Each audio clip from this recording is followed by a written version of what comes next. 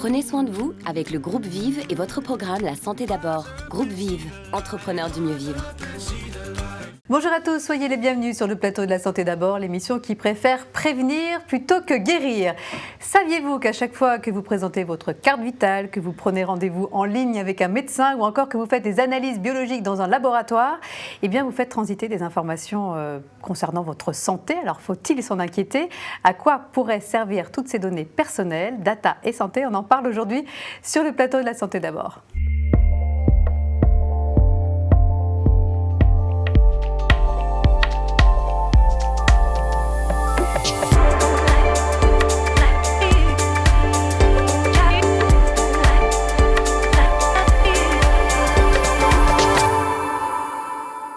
Alors, si je vous parle de big data, de dossiers médicaux numériques, de données de santé, ça vous dit quelque chose, hein? Je suis sûre que ce sont des notions qui restent encore abstraites ou angoissantes pour bon nombre d'entre nous, à commencer par moi qui suis pourtant professionnelle de santé, mais comme le disait Maupassant, on a vraiment peur que de ce qu'on ne comprend. C'est pourquoi j'ai invité aujourd'hui sur le plateau 3 experts. Il nous fallait au moins 3 experts pour décrypter ce sujet complexe mais passionnant, parce que le big data pourrait bien révolutionner la médecine de demain, à condition bien sûr de prendre certaines précautions en termes de sécurité. Valérie Schlosser, bonjour. Bonjour. Merci d'être avec nous. Vous êtes directrice des données du groupe Vive. Donc je compte sur vous pour nous expliquer de façon très concrète comment sont collectées et stockées toutes ces données médicales et comment elles seront ensuite traitées et analysées. Un vaste programme. Maître Roland Pérez, bonjour. Bonjour. Merci d'être avec nous. Nous allons aborder avec vous toutes les questions juridiques que pose évidemment ce big data dans le domaine de la santé. Et puis tout à l'heure, nous aurons sur le plateau de La Santé d'abord un généticien qui viendra nous expliquer l'utilité de toutes ces données santé, notamment dans la recherche médicale. Tout de suite, pour commencer, on va faire un peu le big data pour les nuls, parce que je pense qu'il y a certaines notions à bien repréciser. Alors ma première question, Valérie Schlosser, qu'est-ce qu'une donnée santé? Voilà, tout simplement. Tout simplement.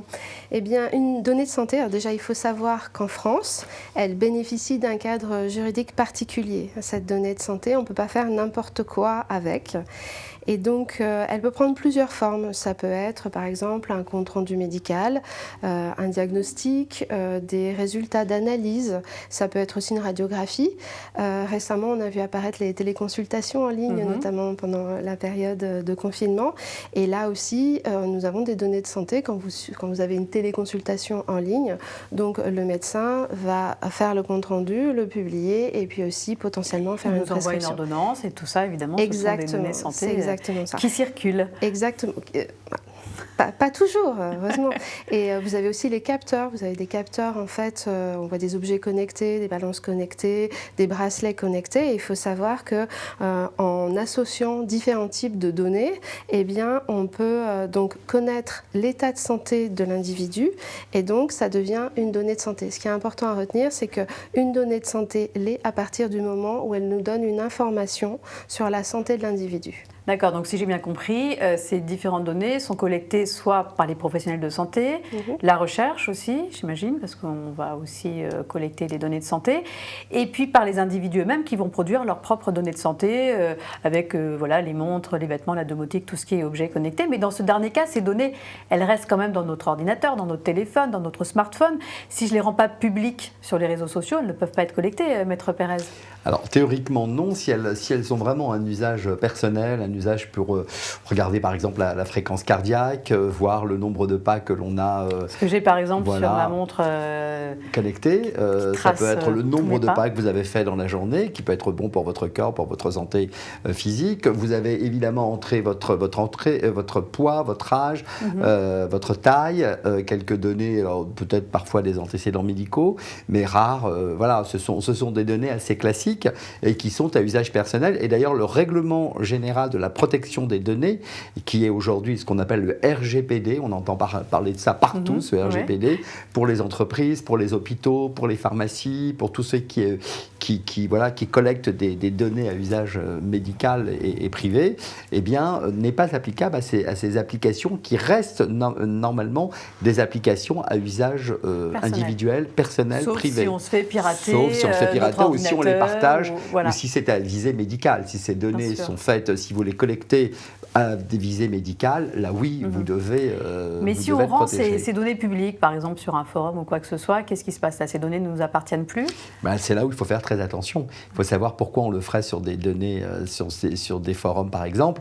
On le fait à ses risques et périls dans ce cas-là. D'accord. Une entreprise pourrait éventuellement récupérer ces données ou les capter à des fins de utiliser. marketing, parce qu'on se dit tiens, il les a donnés parce qu'il perd ses cheveux et que peut-être qu'il a envie qu'on va peut-être lui envoyer du coup des produits marketing pour ses cheveux. C'est ce qu'on appelle c'est des données captées pour des raisons commerciales et marketing. Donc il faut faire très attention à cela. Vous nous donnerez tout à l'heure quelques astuces justement pour bien se protéger face à ces nouvelles technologies. Est-ce qu'on a le droit de collecter n'importe quelles informations santé ? Alors, est-ce qu'on a le droit? En fait, en général, quand les données sont captées, c'est que forcément, il y a une utilité derrière. C'est-à-dire qu'on ne les fait pas pour n'importe quoi. C'est ou parce qu'il y a un service, ou justement pour aussi les archiver dans le cadre d'un dossier médical, par exemple. D'accord. Alors, en janvier 2022 a été créé Mon Espace Santé pour remplacer le fameux dossier médical partagé qui n'a pas rencontré un énorme succès, je crois. L'objectif, évidemment, c'est de nous inciter à reprendre la main sur notre santé et à faciliter les échanges avec les professionnels de santé. En pratique, comment ça marche? Eh bien, petit rappel pour ceux qui seraient passés à côté. Pourtant, il y a une grosse campagne de com, hein. Regardez. Maintenant, pour mieux gérer votre santé, tout se passe dans l'espace. Dans l'espace, vous allez pouvoir ranger toutes vos informations médicales, échanger avec vos professionnels de santé et bientôt explorer de nouveaux autres services. Mais non, pas cet espace-là. Mon Espace Santé, le nouvel espace sécurisé dont chacun bénéficie désormais pour s'occuper de sa santé. Mon Espace Santé, vous avez la main sur votre santé. Voilà, une campagne vraiment intersidérale ou intergalactique, je ne sais pas, mais en tout cas, c'est un autre moyen pour collecter des données médicales. Donc, si j'ai bien compris, c'est à nous d'activer notre espace, d'y mettre dans le coffre-fort toutes les informations santé qui nous concernent, ordonnances, résultats de biologie, vaccination, etc. Et les professionnels de santé peuvent aussi mettre des informations, hein. C'est bien ça, Valérie? Oui, c'est ça. Alors, c'est vrai que la campagne est très sympa, mais on ne comprend pas finalement de quoi il s'agit. On s'en souvient. Santé. Mais on s'en souvient, c'est vrai. Alors, ce qui est intéressant de savoir sur Mon Espace Santé, c'est que ça donne la possibilité à tous les individus d'avoir accès à cette information de santé. C'est-à-dire qu'il y a effectivement, comme vous dites, la possibilité de mettre soi-même des informations. Mais ce qui est très important, c'est que Mon Espace Santé s'accompagne de tout un programme qui s'appelle Ma Santé, je ne sais plus exactement, Santé 2022 au niveau gouvernemental. Et derrière, il y a plein d'autres réglementations qui sont en train de se mettre en place. Et notamment pour que tous les éditeurs s'accordent en fait sur un format qui puisse communiquer avec tous les systèmes d'information. C'est un peu compliqué, mais ce que ça veut dire, c'est qu'en fait, on sera en mesure très rapidement d'automatiser la transaction des informations dans votre espace santé. Donc c'est révolutionnaire parce que en tant qu'individu, vous aurez un accès dans lequel vous pourrez retrouver sur un espace dans lequel vous pourrez retrouver toutes les informations en santé qui vous concernent. Évidemment, toute cette masse de données, ça fait rêver parce que ça concerne quand même plus de 60 millions de personnes rien qu'en France, ce qui constitue un patrimoine immatériel considérable. Alors, je le disais en introduction, ce big data peut faire peur, hein, c'est un peu Big Brother is watching you. On peut effectivement se sentir sous surveillance en permanence. Alors, est-ce la réalité? Comment protéger, ou comment sont protégées plutôt nos données? Eh bien, avant de répondre à ces questions, notre journaliste Aurélien Romano est allé demander aux Français comment ils percevaient cette révolution numérique dans le domaine de la santé. Regardez.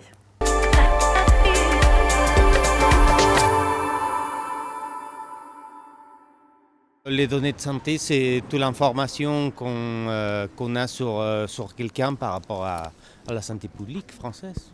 Une donnée sensible, oui, données sensibles bien sûr, ça c'est peut-être des données personnelles. Je dirais que c'est toutes les maladies peut-être héréditaires ou en tout cas graves qui demandent des soins réguliers, des médicaments réguliers. Non, je ne sais pas qui est propriétaire. En théorie, on devrait être propriétaire de nos données, mais vu que ce n'est pas nous qui les stockons nous-mêmes, donc ça veut dire qu'il y a quelqu'un d'autre qui est propriétaire des données. Si c'est pour les recherches ou quoi, c'est pas créé pour ça. Je peux comprendre que mon médecin traitant soit au courant de toutes mes pathologies, mais je n'ai pas forcément envie de partager ça avec un autre médecin. Oui, c'est pratique. Maintenant, en plus, il y a Doctolib. Donc, on peut mettre tous nos documents directement et le médecin il a accès à notre fiche médicale directement. Et si c'est l'État qui a envie de le faire, il faut qu'il prenne des précautions encore pour ça, pour bien sécuriser le logiciel, je peux dire, si c'est comme ça, ou les données. il faut garantir la sécurité. Si l'État ne peut pas la garantir, on doit pas partager ces données. Si à la rigueur on stockait nous-mêmes nos données sur une carte mais qui n'est pas, je sais pas moi, disponible, qu'on hébergeait nous-mêmes, peut-être que là ça serait mieux, j'en sais rien. Bon, sécurité, l'État doit assurer la sécurité. C'est pas tout à fait comme ça que ça se passe, mais on va essayer de rassurer tout le monde. Effectivement, quand on va chez le médecin, à la pharmacie ou dans un laboratoire d'analyse, on transmet des données qui sont stockées en général dans des ordinateurs. Et en pratique, quelles précautions sont prises afin que nos données ne soient ni modifiées, ni effacées, ni consultées par des tiers non autorisés, Maître Pérez? En fait, il faut savoir que déjà, toutes ces données sont dans un espace, on va dire, sécurisé à l'intérieur même. Ça peut être une officine de pharmacie, par exemple, qui n'est pas accessible évidemment au public. Donc cet ordinateur qui va collecter toutes ces données, qui va les rassembler, va pas être à l'abri des regards évidemment des patients ou des autres clients. Et puis il y a aujourd'hui ce qu'on appelle des hébergeurs, c'est-à-dire que ces données vont être hébergées par une société qui est homologuée, qui est autorisée par ce qu'on appelle l'agence de partage des données d'information. La CIP, cette agence va homologuer les hébergeurs qui sont déjà pourvus de dispositifs de sécurité pour éviter que ces données puissent fuir et puissent être accessibles par n'importe qui. Donc ça, c'est quand même la première protection. Et puis le praticien, que ce soit le pharmacien, que ce soit le radiologue, que ce soit le médecin chez qui vous vous rendez, que ce soit le chirurgien, il a une carte professionnelle, il a un mot de passe personnel avec des chiffrements qui sont déjà prévus. Et donc on sait que par ce mot de passe personnel et par sa carte professionnelle qu'il va insérer, lui seul aura accès normalement à ces données. Alors c'est pas le FBI ce que je vous raconte, mais c'est quand même pas loin. Alors Valérie, dans les mutuelles, c'est quand même 11 millions de clients qui vous font parvenir des données de santé. Alors justement, quels sont les moyens que vous mettez en œuvre pour garantir la sécurité de toutes ces données personnelles? Alors bien évidemment, en fait, les hébergements sont sécurisés. D'ailleurs, il y en a certains qui bénéficient aussi de sécurité supplémentaire. On appelle ça des hébergements HDS, sont vraiment spécialisés pour les données de santé.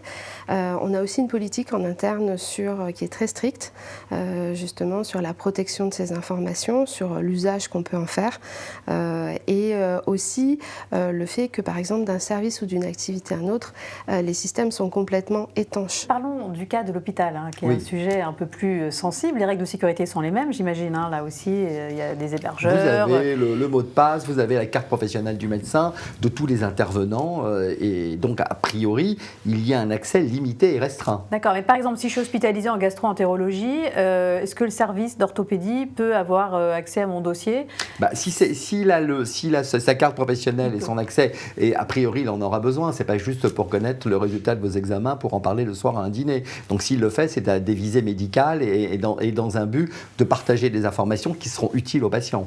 D'accord, mais évidemment, la protection de nos données demande des moyens humains et financiers quand même conséquents. Est-ce qu'aujourd'hui, on met suffisamment de moyens dans la protection de nos données? Alors, les moyens sont des moyens techniques. Donc, a priori, on l'a vu avec les hackers russes qui ont pris la main sur les données de cet hôpital de oui, on va en parler, de Corbeil-Essonnes. Et donc, on voit que lorsqu'on a affaire à des hackers, c'est-à-dire des professionnels du vol, ces systèmes de données ont des limites, ces systèmes de protection de ces données ont des limites. Voilà, et sans parler de cyberattaque, une simple panne informatique peut avoir des conséquences importantes dans un établissement hospitalier. C'est ce qui est arrivé à Brest il y a quelques temps. Alors avant de vous en parler, je voudrais vous remercier Valérie Schlosser. Merci beaucoup d'avoir été avec nous sur ce sujet parce que vous devez nous quitter. Merci encore. Je vous remercie aussi. Je pense qu'on a appris beaucoup de choses grâce à vous. Donc je le disais, nous sommes effectivement très dépendants de l'outil informatique et la moindre panne peut avoir des conséquences dramatiques. Une situation vécue par l'hôpital de Brest il y a quelques mois. Regardez.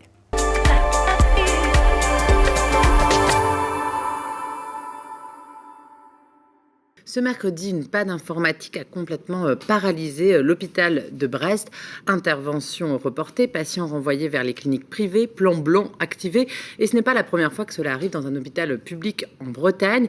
Et si toute cause de cyberattaque a été démentie par la direction du CHU, cela pose tout de même la question de la dépendance et de la vulnérabilité informatique de nos organismes publics. On en parle aujourd'hui avec Brice Augras. Bonjour. Bonjour. Vous êtes présidente BZ Hunt, expert donc dans la détection des failles informatiques dans les les entreprises et les organismes. Quelles leçons faut-il tirer finalement de la panne informatique qui a paralysé ce mercredi les 2 sites de l'hôpital de Brest ? Que ce soit une cyberattaque ou non, comme ils l'ont expliqué, dans tous les cas, à chaque fois, on en revient au même constat. On est dépendant de l'outil informatique par rapport à la façon dont on a tous évolué concernant l'usage du numérique sur les 20 dernières années. Un outil dont les sécurités ne sont pas assez fortes, qu'elles soient techniques ou même de sécurité pour éviter les actes malveillants ? À l'heure actuelle, non, effectivement, on est en niveau d'insuffisance dans certains secteurs d'activité, avec des moyens plus restreints sur la manière d'allouer des budgets pour se protéger.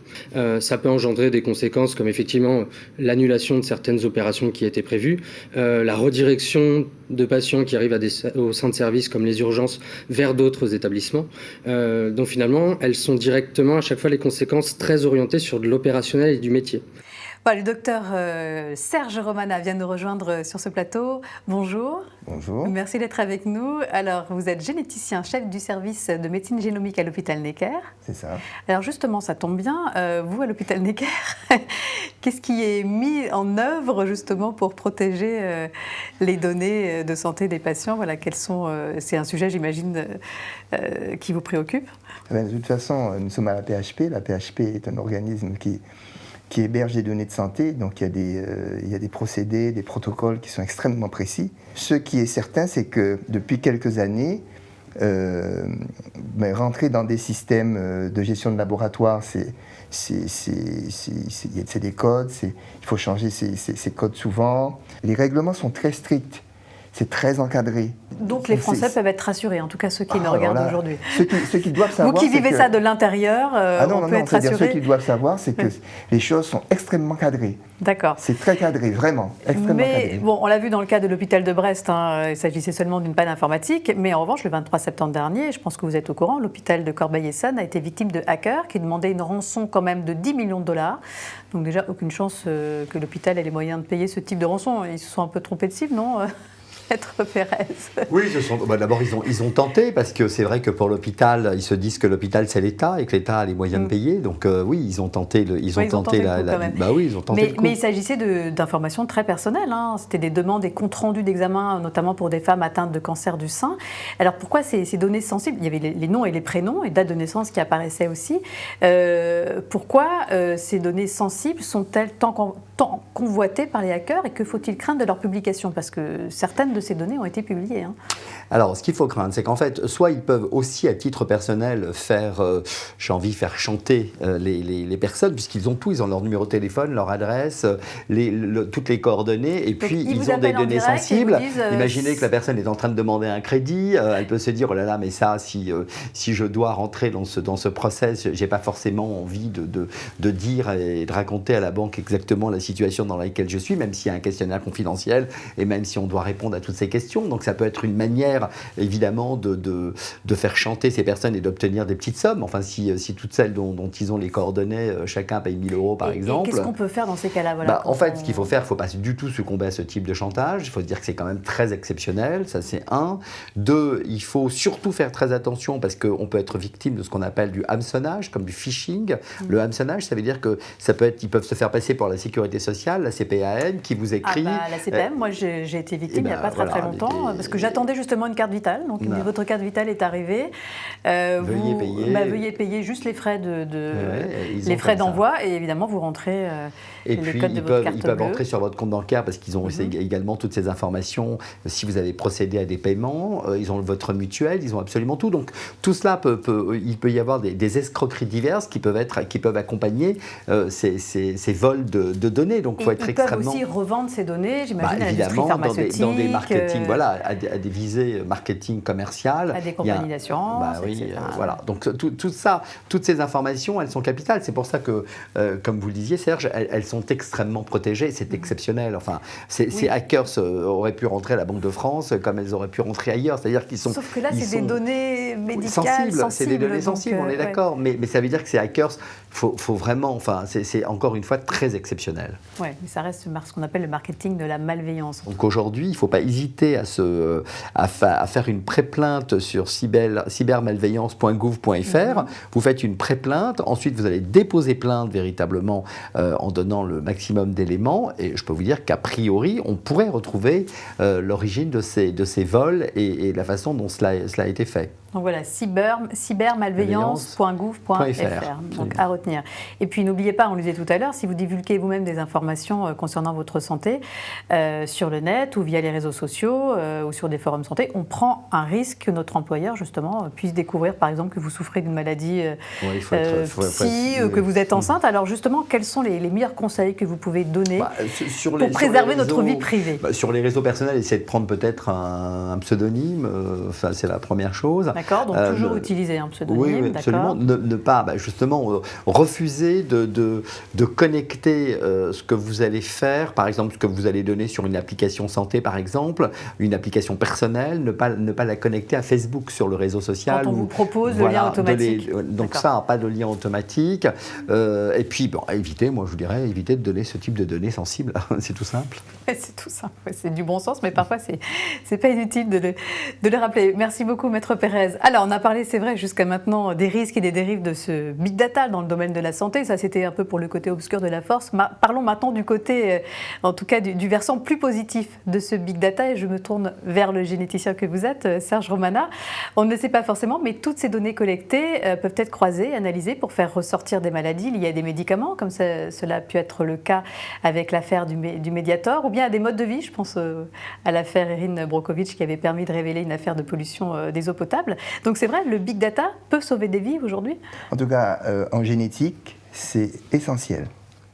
C'est essentiel, pour le diagnostic, et c'est essentiel pour la recherche.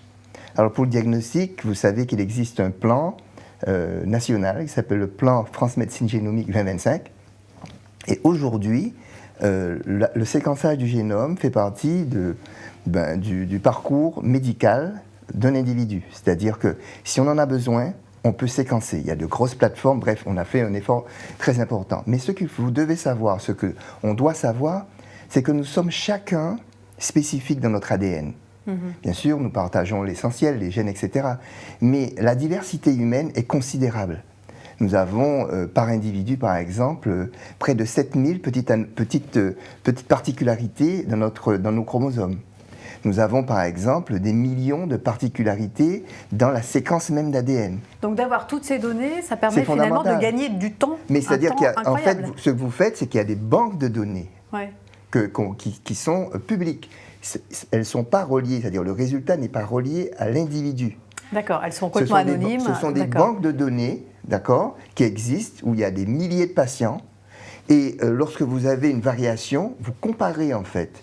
Vous regardez dans les banques de données de témoins, de témoins, si cette variation existe. Ce qu'il faut comprendre actuellement, c'est que des millions d'individus vont être de plus en plus séquencés, que les données seront de plus en plus extraordinaires, et donc que le diagnostic de maladies génétiques ou de variations pour les cancers pourront être faits de façon plus précise, et donc que la médecine personnalisée va progresser. Et pour la recherche médicale, j'imagine que ça donne aussi un coup d'accélérateur incroyable. C'est pareil. Trouver une particularité, une anomalie, en tout cas une variation que l'on juge pathogène dans un gène, vous amène sur, par exemple, la déficience intellectuelle, à construire des projets de recherche, parce que vous allez chercher d'autres variations de ce type dans d'autres patients, et progresser dans une science qu'on appelle la neurobiologie.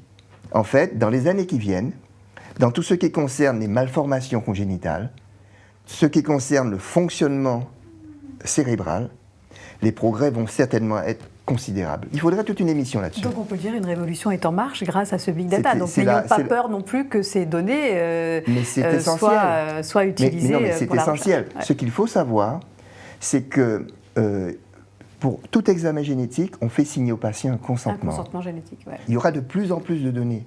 Donc plus il y a des données, plus il faut des contraintes. Il faut que les gens comprennent à quoi ça sert et comment ça les aide pour les soigner.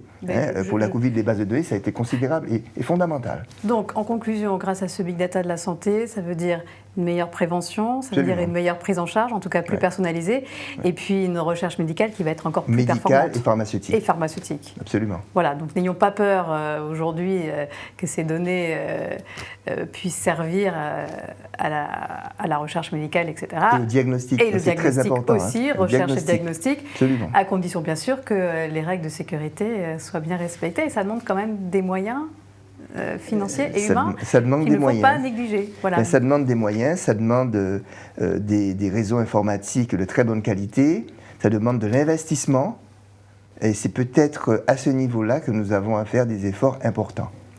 Un grand merci à tous les deux. Voilà, c'est déjà la fin de cette émission. J'espère qu'on a réussi à rendre digeste ce sujet du Big Data qui n'était pas simple, mais en tout cas, vous y avez grandement contribué. Un grand merci. Merci également à Valérie Darmon, rédactrice en chef de cette émission, et à Margot Miller qui m'ont aidé à préparer ce numéro. Je vous retrouve très bientôt pour un prochain épisode de La Santé d'abord. D'ici là, prenez soin de vous.